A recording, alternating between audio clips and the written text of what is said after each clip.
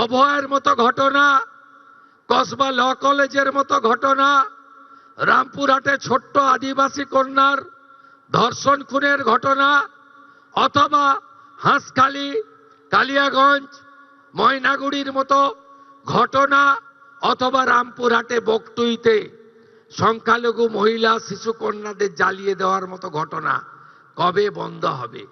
আপনাদের জন্য নারী সুরক্ষা কমিশন তৈরি করা হয়েছে। চেয়ারপারসন অবসরপ্রাপ্ত কলকাতা হাইকোর্টের বিচারপতি শ্রীমতী সমাপ্তি চ্যাটার্জি এবং মেম্বার সেক্রেটারি দুঁদে আইপিএস অফিসার দময়ন্তী সেন। আপনারা বিচার পাননি, অভিযোগ করুন, বিচারও পাবেন, অভিযুক্ত জেলেও যাবে, অভিযুক্তর সম্পত্তি বাজেয়াপ্ত হবে। আমি কথা দিয়ে গেলাম আপনাদের, অভয়া আর না, অভয়া আর না, অভয়া আর না। আমরা থাকতে এই জিনিস বরদাস্ত করব না।